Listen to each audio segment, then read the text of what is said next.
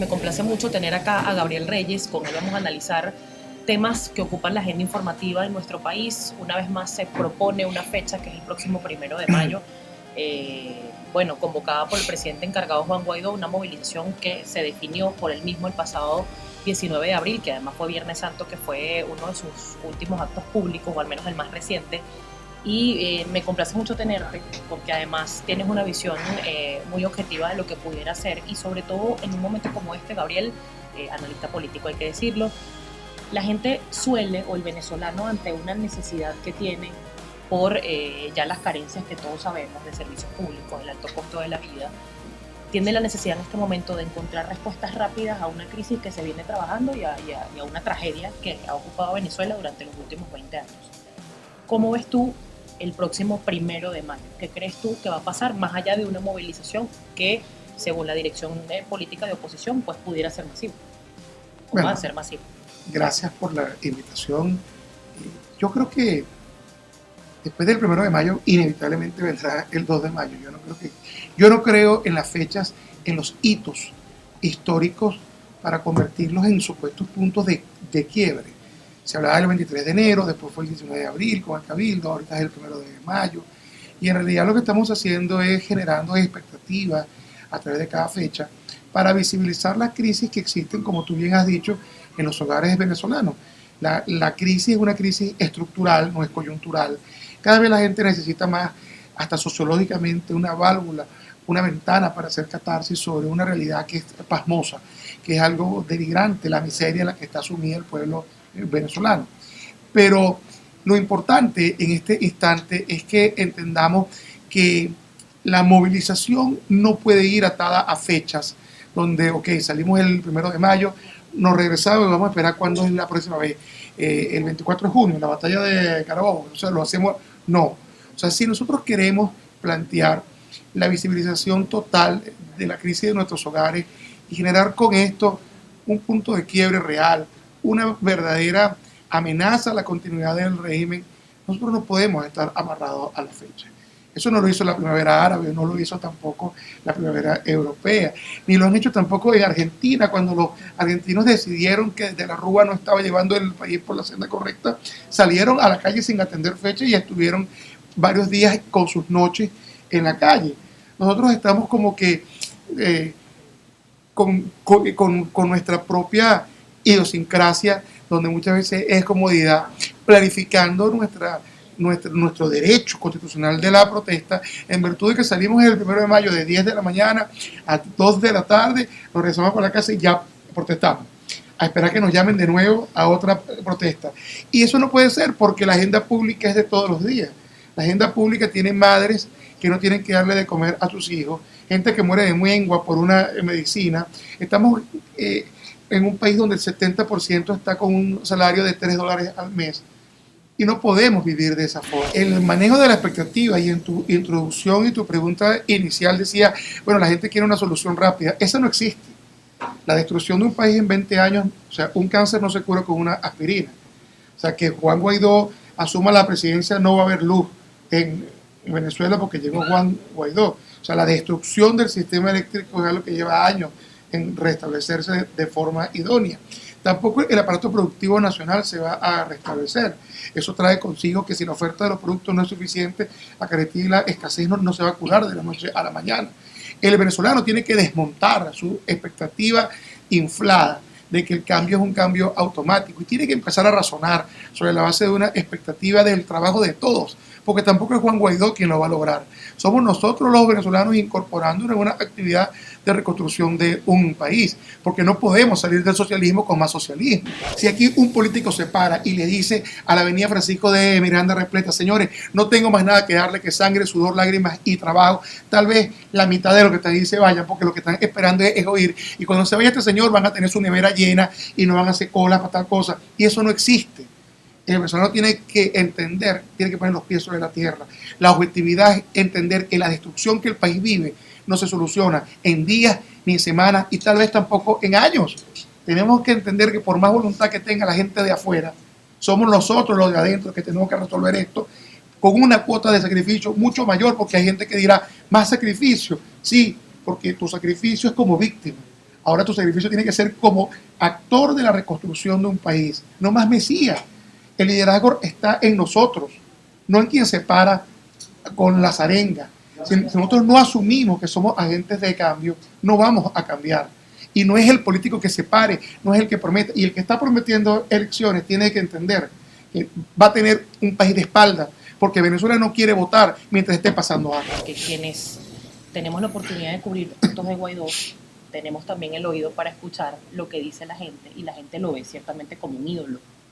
Sí, sí, sí. Como el que va a resolver todos los problemas. La gente cree que Juan Guaidó se va a levantar un día y va a ser presidente electo en unas elecciones libres cuando se logre el cese de la usurpación, que es una de sus banderas, y aquí el país, Venezuela, va a ser lo que era antes. Los supermercados llenos de comida, va a haber un sistema de salud donde haya tratamiento para la gente, va a haber luz, va a haber agua. Hay que separar dos cosas. Juan Guaidó es el hombre joven, un hombre carismático que ha sabido de la nada llegar a mucho, porque precisamente tiene un discurso que no es adornado, es un discurso directo, le habla a la gente sobre sus necesidades, es una persona del pueblo, y lo malo es que represente o encarne el revanchismo social de quienes piensan que a través de él pueden lograr dos cosas: vengarse de quienes nos han llevado allí, que ese fue el efecto Chávez, y dos, conseguir la materialización de sus expectativas ante unas necesidades que son muchas y que no pueden ser cubiertas por una persona, y mucho menos de la noche a la mañana. Venezuela sigue siendo mesiánica y eso es un gran problema. ¿Cómo solucionar esto de la perspectiva política? Bueno, primero a través de los políticos, porque los políticos no pueden tener su agenda divorciada de la agenda pública. Aquí ayer veía a alguien importante en la Asamblea Nacional que estaba hablando de un cronograma electoral. Señores, aquí nadie puede hablar de eso. Aquí hay una prioridad, hay un plan, nadie puede pensar en elegir a otra persona si seguimos viviendo la realidad que seguimos viviendo, porque sencillamente si no hay luz, si no hay agua, si no hay comida, si no hay medicina, tampoco va a haber voto, porque el voto es la materialización de una expectativa que no existe cuando tiene una sociedad. ¿Y crees tú que en ese momento definitivamente el voto se perdió como institución?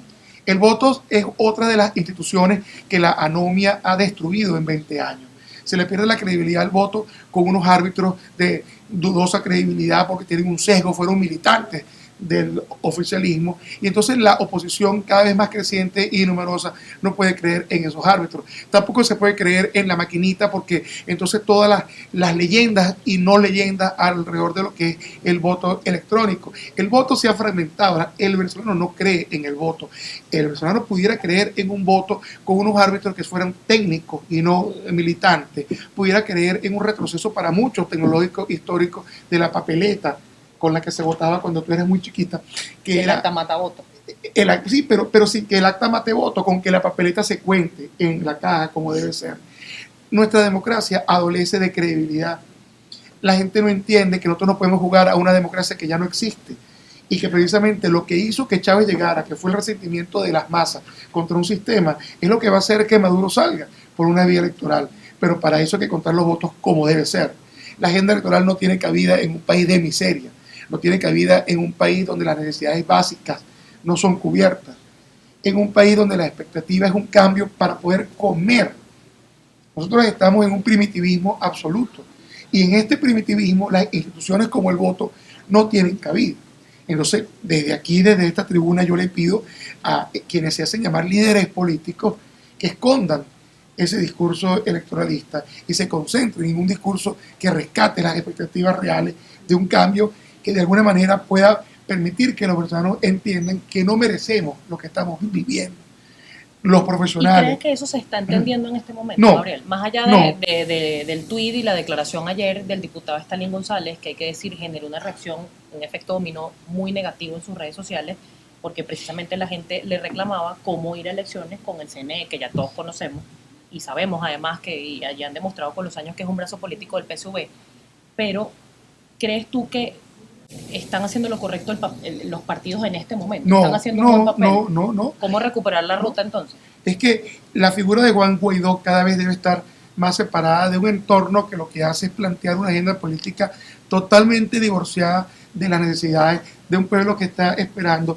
Y ahí sí, yo creo que Juan Guaidó tiene que rescatar, digamos, la generación de expectativas al colectivo, porque restituir la democracia no pasa por la solución de nuestros problemas esenciales de forma básica. Tú hacías mención, los anaqueles de los automercados llenos. Eso no se llena por la voluntad política de nadie, eso no se llena porque Miraflores lo ocupe otra persona, eso se llena por unas condiciones de credibilidad, de seguridad jurídica que todavía no existen, eso se cree por una moneda estable que todavía no existe, en un país donde el valor de nuestra moneda no lo da el Banco Central, sino un portal web que nadie sabe quién es, o varios portales web que nadie sabe quién es. Somos una caricatura de Estado. Hay otro escenario, planteémonos el escenario electoral, que fue de lo que habló el diputado Stalin González. En un escenario hipotético que se pueda lograr cambiar el CNE y se vaya a elecciones. Enrique Capriles, como dirigente político de la oposición, planteaba hace algunos días en su programa, a través también de sus redes sociales, que el candidato tiene que ser Nicolás Maduro. ¿Cómo se le plantea una elección con un candidato que sea Nicolás Maduro si tenemos ya meses escuchando que Nicolás Maduro es un usurpador? Es que en tu pregunta tiene mi respuesta. Entonces, yo respeto al señor Capriles, pero creo que legitimar a quien ha sido señalado de usurpador, no por usurpador hoy, usurpador desde que asumió, porque nadie ha visto su partida de nacimiento, se ha señalado como usurpador históricamente. Se ha sido señalado de no tener legitimidad de origen, pero tampoco tiene legitimidad de desempeño, porque ha asumido este país en una grave crisis. ¿Cómo yo le voy a dar ahora la legitimidad para competir en un proceso electoral? Eso es un absurdo, pero también puede significar la comodidad de quererle pegar a alguien que se supone que está caído. Pero cuidado, porque en la política hay mucho porfiado, que se le pega, se le pega.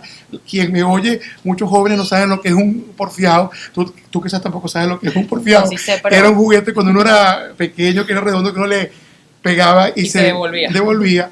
En la política hay mucho porfiado, entonces yo no creo que nosotros estemos pensando que porque la popularidad de Nicolás Maduro está en el subsuelo va a ser un candidato fácil. Es que no puede ser candidato, por definición, por autonomía.